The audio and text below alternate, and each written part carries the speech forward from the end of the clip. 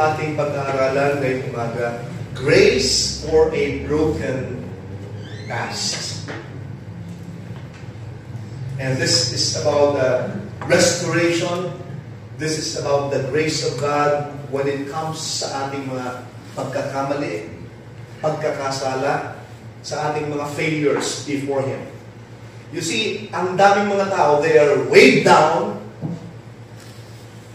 by their past, their guilt, their regrets, and their shame. Hindi ko alam kung anong naglilinger parati sa ating isip. Is it regrets and shame, guilt, and other things? Mga panghihinayang. And many people are thinking that their past disqualifies them, it makes them unworthy to really be part of the plan of God in using them.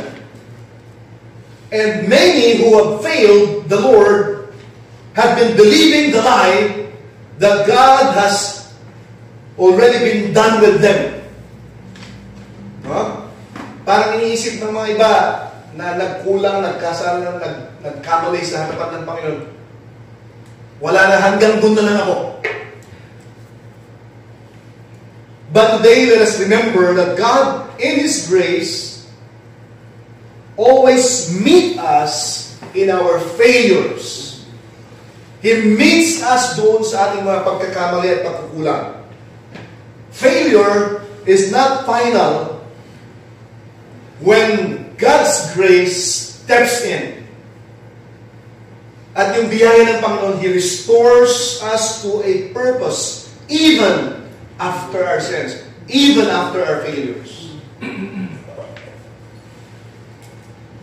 And I think every one of us knows kung paano magkulang, kung paano magkasala. We've experienced all of those. We know the pain of realizing our failures, our sins. Yung mga iba, they have failed in their relationships. Sa iba, sa kanilang career. Sometimes in the family. And even in our faith. Yung mga iba, silently, ay parang nandyan yung bigat. Bigat ng ating guilt or regrets.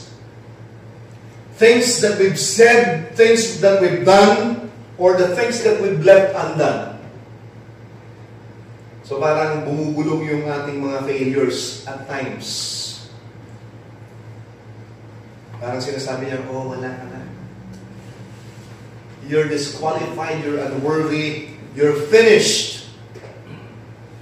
God cannot use you anymore. And there are moments sa ating buhay, kung pwede lang, pwedeng pindutin tapos i-reset. Rewind na lang. Kung mayroon lang time machine, pwedeng ibalik. Pwede kayo ibalik na lang. Moments when we said something that we can no longer take back. Moments when we made choices, na yung choices na yun, it produce deep regrets. Moments when we have emotionally reacted and it made matters worse. Moments when we failed the Lord, not just ourselves. Alam natin yung sakit ng failure din natin sa harapan ng Panginoon. And we know what it feels like to disappoint God and disappoint others. So, ramdam natin yun. There is shame. Sometimes iniisip natin we've gone too far on our own, and somewhat we are no longer worthy to be used by God. Pero mga kapatid, God's grace specializes in people who have failed. God's grace specializes in people who have failed. So, yung biyaya ng Diyos, hindi siya yung reward sa mga perfect at hindi nagkakamali. It is mercy for the broken. And here, the gospel tells us a story where grace speaks louder than our guilt. Restoration triumphs over our regrets. Dito sa John chapter 21, makikita natin yung biyaya ng Diyos. Huh? In the story of Peter, he failed terribly, pero matindi yung kanyang restoration. It's beautiful. So, kilala natin si Peter. He was bold, passionate, confident. He boldly declared, Panginoon, I will never deny you. Panginoon, over my dead body, I will never let everyone else offend you. Even if everyone else denies you, I never will. That's Peter. No? Yet, on the night of Jesus' arrest, he denied him. Not once, not twice, but 3 times. So, when it mattered the most, kung kailan kailangan ng Panginoon, there he failed. And when he realized what he had done, ang sabi ng salita ng Panginoon, he wept bitterly. He wept bitterly. So his heart was broken, pero makikita natin, ang Panginoon is not yet finished with him. After the resurrection, anong nangyari? Peter returned fishing. Yung dati niyang iniwanan na, balik siya doon. He's back on the same boat, in the same waters, with the same nets, but with a different heart. Ngayon, hindi ko alam kung anong matinding feeling ni Peter at this time. He felt so useless. He's just there to survive. He feels guilty, disqualified, and so unworthy. Pero ito yung masarap, the Lord has not forgotten him. So on that familiar shore, so binalikan siya ng Panginoon, not to condemn him, but to restore him. So this passage is not just Peter's story, it's our story. It's the story of starting over, going back through the grace of God. This is the heart of our message. So ang ating mga pagkakasala, pagkukulang, pagkakamali is not final when God's grace steps in. God in His grace always meet us in our failures. God's grace restores us to a life of purpose even after failure. So, unang-una, makikita natin dito, grace meets us where we fail. When they had eaten breakfast, Jesus said to Simon Peter, Simon, son of Jonah, do you love me more than these? So he comes, the Lord Jesus Christ comes to the place of Peter's failure. So, pwede naman imit ng ating Panginoon after the resurrection, kahit saan, no? Anywhere. Pwedeng on the road, in the temple, in the crowd. Pero, he meets him on the same shore. Peter had gone back to fishing. So, ito yung place ng kanyang old life. His retreat, his disappointment. Bakit doon? No? Because God's grace meets us not where we pretend to be. He meets us where we are. Kung saan talaga tayo. No? He comes to our places of regret. Yung ating mga pagkakamali, pagkukulang, yung ating mga memories, moments we wish to erase. Yung mga frustrations natin. And He meets us there in His mercy. So Jesus meets Peter, and He knows exactly where he failed. So, remember sa John 18:18, Peter had denied Jesus around a charcoal fire. Sa John 21, verse 9. So, the same kind of setting, but this time, it's not for denial, it's for restoration. So, in the very place of his pain, Jesus meets him. Sabi ni A.W. Tozer, it is doubtful whether God can bless a man greatly until He has hurt him deeply. It is doubtful whether God can bless a man greatly until He has hurt him deeply. So, hindi niya tinawag si Peter in the mountaintop or in the temple. He came right to the place of his failure, the seashore, and He met him there. So, hindi mo na kailangang umakyat to fulfill the standard na sinet ng Panginoon. But, even where you are, He can restore you. He steps down into your failure to lift you up and back again. So God doesn't wait for you to get your life back together before He meets you. Siya rin nagkukusa at nagre-reach out sa atin. He meets us in the middle of our brokenness. He steps into our failure. Hindi para medyo, anong tawag nito, para ungkatin ulit yung pain, no? But to bring about healing. So, bumalik siya sa kanyang old life, but Jesus went after him, and that is showing His grace. Grace is God pursuing you even when you walk away from Him. And ang Panginoon, He confronts but not to condemn. He confronts to restore. So He asks Peter 3 times, do you love me? Do you love me? Do you love me? Each question corresponds to Peter's 3 denials.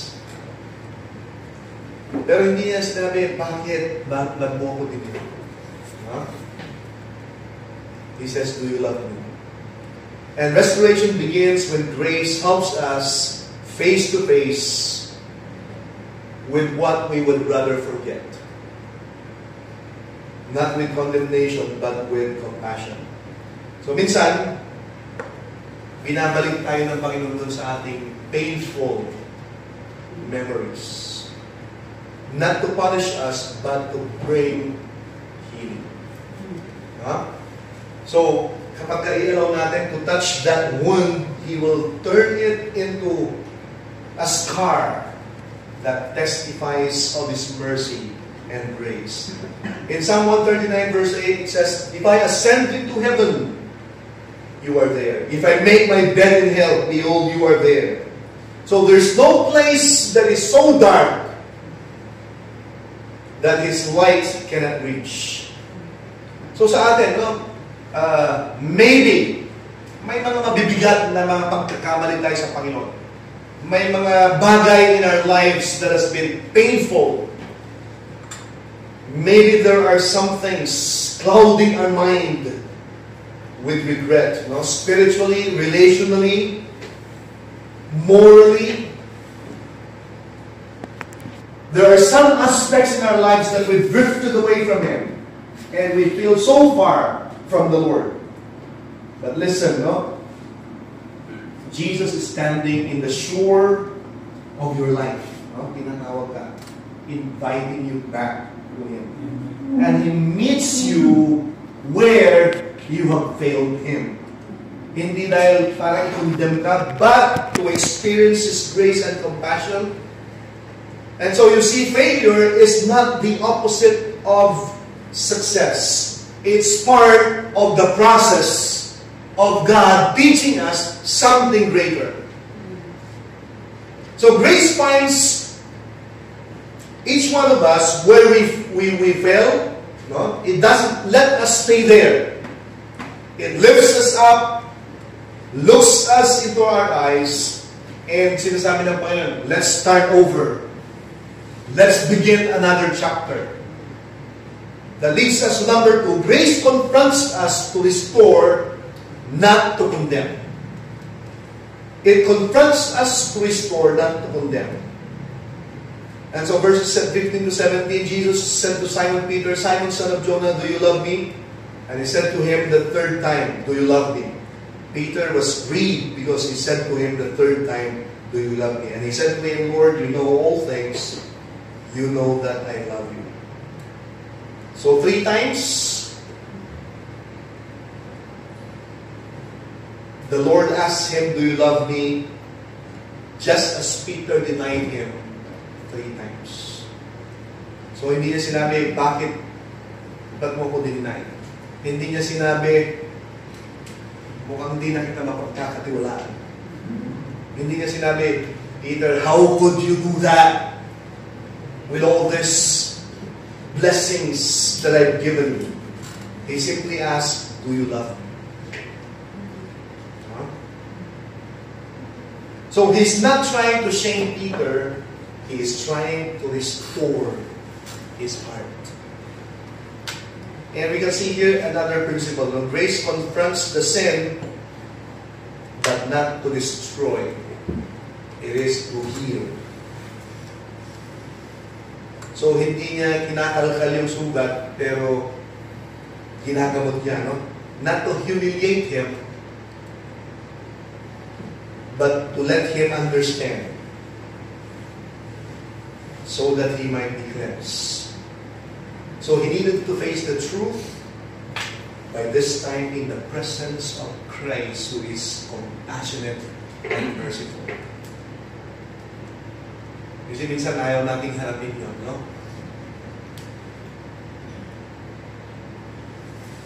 And nung sinabi ni Peter, Lord, you know that I love you, he's saying, Lord, you know I've failed you, but you also know my heart.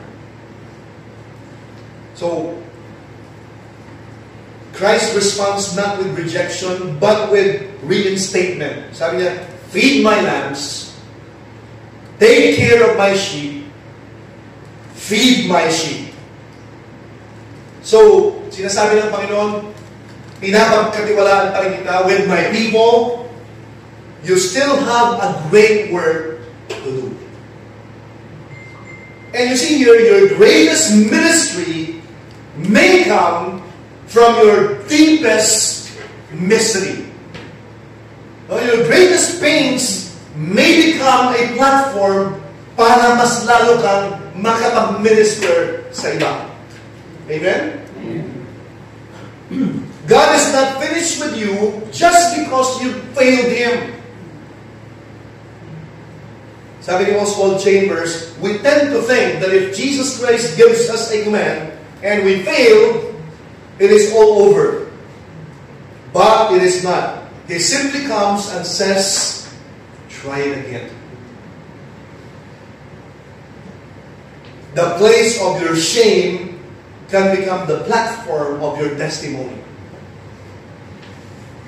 So kapag ka-restore ka ng Panginoon, He does not say, go back to who you were. No? He says, now that you have fallen and tasted my grace, now, dahil na-experience mo yung biyaya ng Diyos, you can extend that grace to others. You can now be gracious to others as you have received grace and mercy sa iyong buhay. No? And you can love others the way I've loved you. Yes, grace does not erase our past, but grace redeems our past. So it turns the mess into ministry. Your pain into a purpose.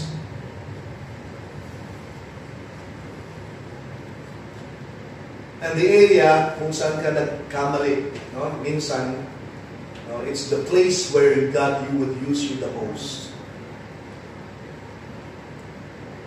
And some of the most compassionate servants of God are those who know what it means to fall and to be forgiven. So from the ashes to a great assignment. And that's what grace does. It turns the fire of failure into the flame of service. Number 3, we see here, grace redefines our purpose. John 21:17, Jesus said to him, "Feed my sheep." So hindi lang siya pinatawad, he was recommissioned. He restored him not only to fellowship, but to service. Before, Peter was called to be a fisher of men. Now, he is called to be a shepherd.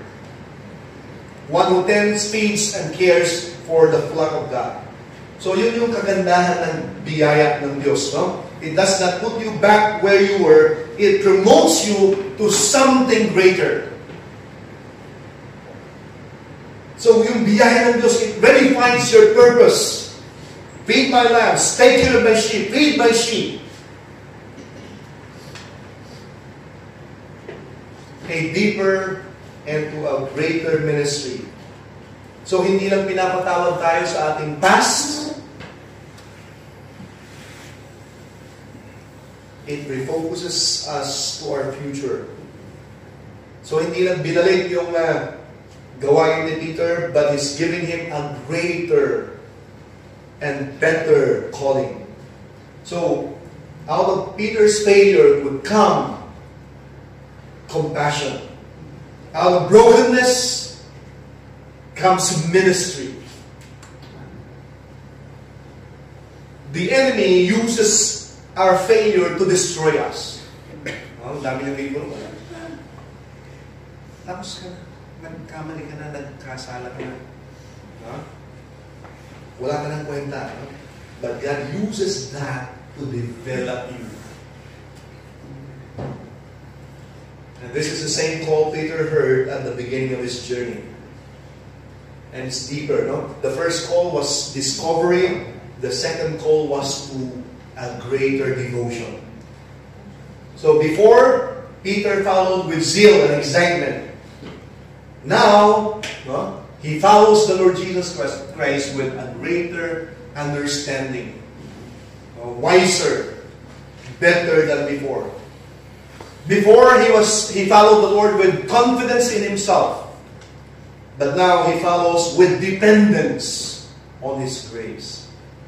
So it did not just restore him, it matured him. Sabi niya, when you were younger, Peter, you went where you wanted. But when you are old, someone else will lead you. In other words, Peter, yung buhay mo yun is about surrender. It's about dependence. So, hindi na natin mababago yung ating past. But we can surrender the present that leads us to a greater future and fulfill God's purpose. So, kapag ka-restore ka ng biyaya ng Diyos, it calls you again, follow me. Follow me. Not as you once were, but as you are now, forgiven, humbled, but empowered. So, yung pagkakamali ni Peter, it made so many things in his life, no? It humbled him. No? He began to really trust the Lord, not in his own self-sufficiency. It made him so useful in the ministry. So he can lead with compassion, hindi na yung yabang niya. And you see, every failure is a classroom if your heart is willing to learn. he would care for others with the same grace that restored him. Grace did not just forgive him, it refocused him with purpose. So kung ikaw talaga na-experience mo yung grace ng Panginoon, no? You cannot help but to extend that to others. Kaya kapag you are not dealing with other people with grace, maybe you have not experienced the grace of God. Kasi pag na-experience mo yung pinatawag ka ng Panginoon, yung biyaya niya sapat para sa'yo, you can go deeper and understand more because you understood and His grace has restored you. And if God has restored you, don't waste your story. Huh? Use it to encourage someone else. Ang purpose ng buhay ko ngayon is to encourage, to empower, and to become an example. Huh? Encouraging, empowering, exemplifying. That's the only thing I can do. And your testimony of restoration could be the very thing that brings hope to another. Even those drowning in their guilt. And sometimes, ang Panginoon, He allows you to walk through the valleys. Huh? So that one day, pwede mong samahan yung mga nandun and walk out from that pit and valley in their lives. So grace does not only call you to serve, it calls you to surrender. It teaches you to follow, not in pride but in passion, not in strength but in His sufficient grace. And then sabi niya, follow me. Follow me. Napakasimpleng tanong ng Panginoon. No? Pero kung itatanong natin sa ating sarili, are we really following? Anong pinafollow mo? Computer games? Anong pinafollow mo? Yung trend ng mundo? Anong pinafollow mo? Yung napapanood mo sa Netflix? Sabi ng Panginoon, follow me!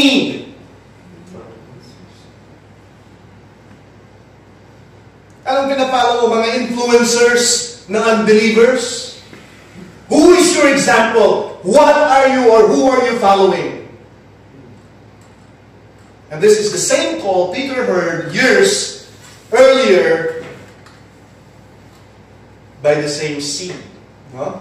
But this time it's different. The first time Peter followed with passion, confidence in himself. This time, he follows with humility of heart, with dependence on the grace of God. So yung call ng Panginoon nung una to know Him, but now His call is to a deeper commitment even to the point of death. So, ang sinasabi ng Panginoon kay Peter, his life will now be marked by sacrifice and surrender. He will follow Christ faithfully, even when it cost him his convenience, his comfort, his freedom, and ultimately his life. And you see, Peter did that. Huh? Nung i-crucify siya, sabi niya, hindi ako karapat-dapat na ipako na katulad mo. Kaya pinako siya ng patiwarik. He followed Christ faithfully until his martyrdom. Transformed from a man who denied Christ to one who died for him. So, yung biyaya ng Diyos, kung naiintindihan natin, it deepens our devotion. Kaya pagka napakababaw ng ating commitment sa Panginoon, ibig sabihin, hindi natin naiintindihan yung biyaya ng Diyos. Huh? Just a commitment on Sunday, 2 hours. Hindi mo magawa. Samantalang manood ka sa Netflix oras. Huh? Commitment to read God's Word. 10 minutes lang, hindi mo magawa. May panahon ka sa lahat. Busy-busy ka pagdating sa ministry. Wala kang panahon. Do you understand what grace has done for you?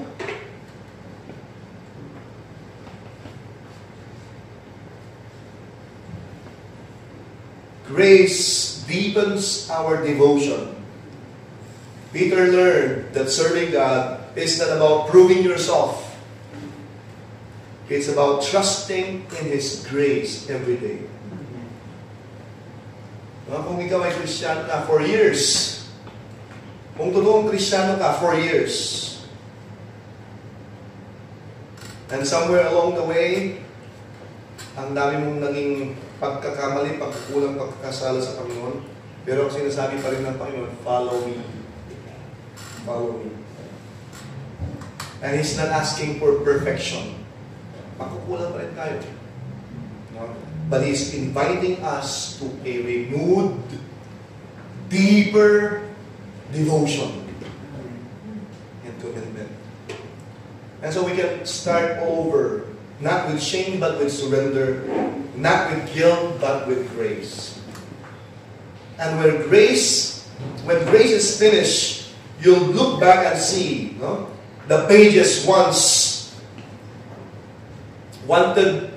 once wanted to tear out would become chapters, no, in our lives that give God the greatest glory. And that leads us to number 5. Grace rewrites our story.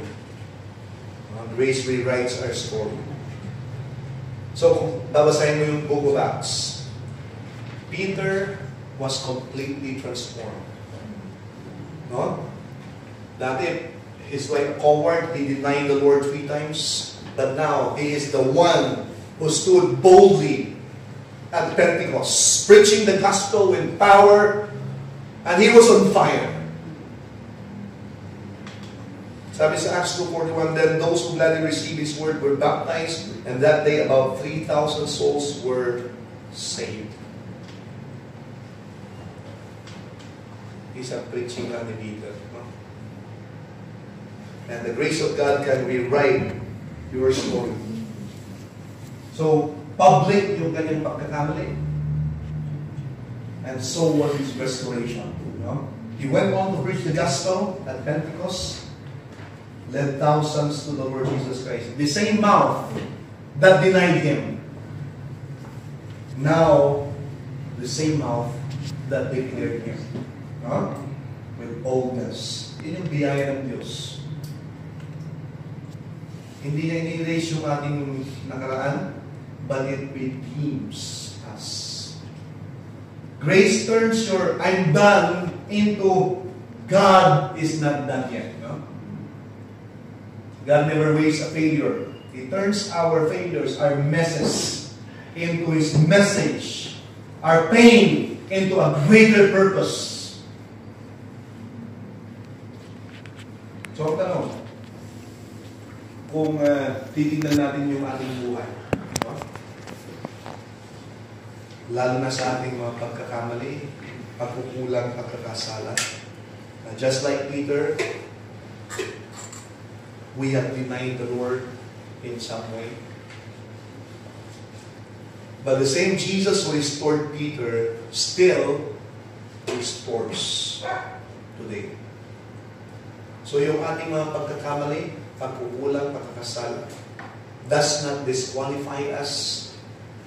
It even can prepare us kung tama yung ating puso. Your past does not define you. Grace is the one that defines us. And what changed? No? We see here, grace changed him. Grace turned a coward into a courageous leader. Grace turned his failure into fuel for service. Grace rewrote his story. And ganun din. No? Habang mas lalo tayong nagdidepende sa biyaya ng Diyos, God writes and rewrites our story. So yung past natin may explain us, but it does not define us. And when grace enters your story, it becomes a testimony of what God can do with a broken life surrendered to Him. Kaya mga kapatid, no, lahat tayo, kung honest tayo sa ating sarili, marami tayong pagkakamali, pagkakasala, pagkukulang sa Panginoon. No? But stop letting your past dictate the present and your future. Stop letting your past mistakes discourage you. God's grace is greater than your worst mistakes. And failure is never the end for those who fall into the arms of grace. If He could restore the one who denied Him 3 times, He can also restore us. Ano yung sabi sa Romans 5:20? Where sin abounds, grace did much more abound. You can no longer go back and be discouraged to serve because of your failures. The grace of God frees you, restores you, lifts you up to a greater point of service.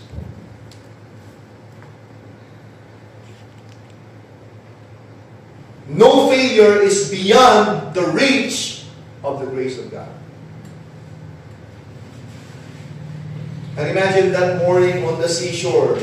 No? Nakita ni Peter yung apoy. No? Siguro napaka-crispy yung apoy. May mga ganun pa. The bread, parang magandang pagdisal yan. Yung fish, sarap ng amoy. No? And the face of the Savior whom He betrayed. But instead of hearing, why did you fail me? No? He hears, Peter, do you love me? Peter, do you really love me? And instead of being dismissed, he was restored. Instead of being cast out, he is called again. And that's grace. And He can write another chapter in your life. Sometimes, parang ganun tayo kay Peter din. Maybe you've fallen. The things that you've said made matters worse.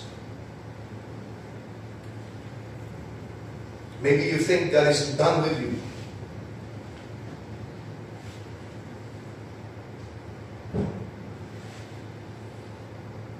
Thinking you would go back.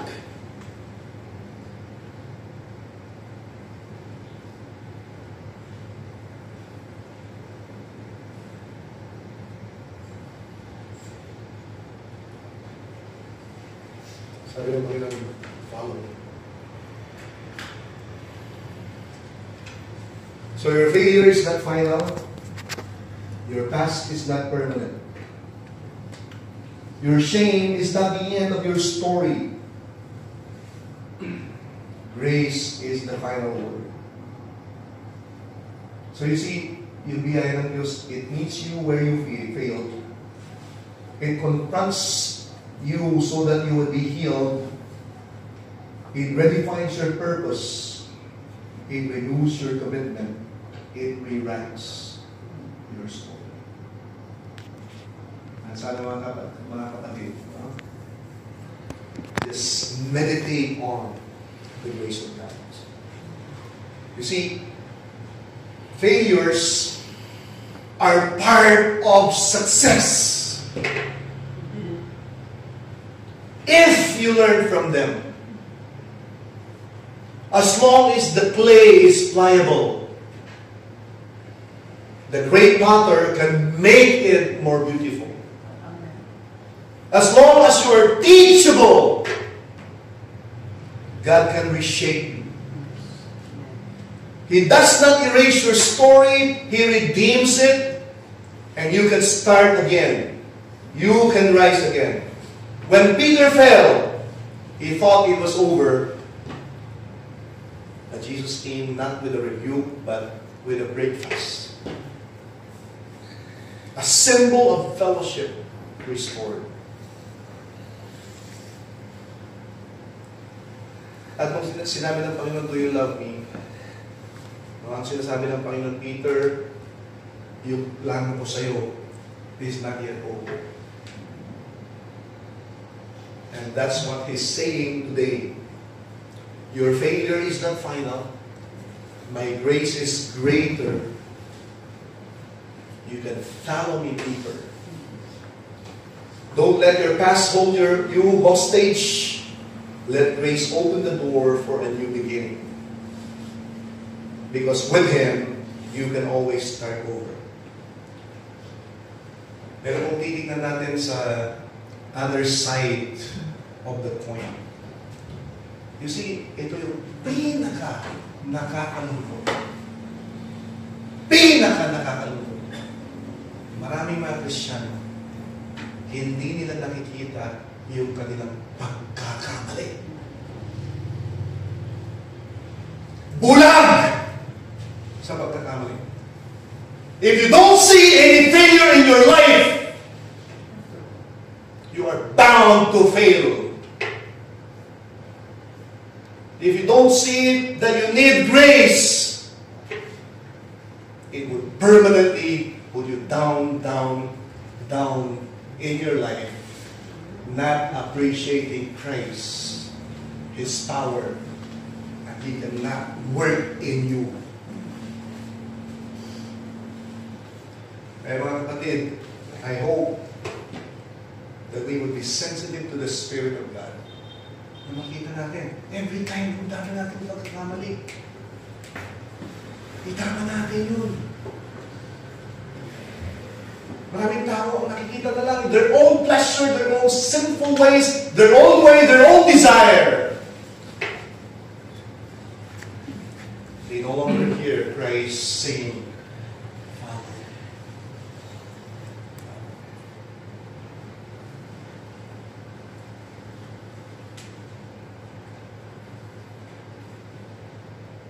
Sabi ni Nelson Mandela, isa sa mga great leaders, so recognized by the world. Sabi niya, don't judge me. Do not judge me by my success. Judge me by how many times I fell down and got back up again. Henry Ford, sabi niya, failure is simply the opportunity to begin again, this time more intelligently. Winston Churchill, sabi niya, success is not final. Failure is not fatal. It is the courage to continue that counts. And grace enables us to overcome any obstacle and allow the Lord to write a great story, testimony of His grace. Tayo na lang. Our Heavenly Father, Panginoon, salamat.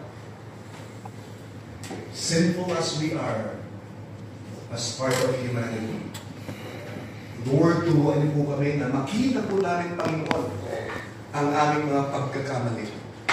Lord, never allow us to see only what's good in us, but also help us to be sensitive to the conviction of your Spirit, not to be blind in our failures, our attitudes, our sins. Help us, Lord, to weep, to be broken because of our failures, but at the same time embrace your grace and extend that grace to others. Help us to realize that the moment we fail, the moment we sin, you still are not yet finished with us. You are just shaping us, molding us into a better person, fit for your use. Help us, Lord, to repent whenever we realize our sins. Help us, Lord, to go back to you and be used as a channel of your blessing. In Jesus' name, amen and amen. Good morning.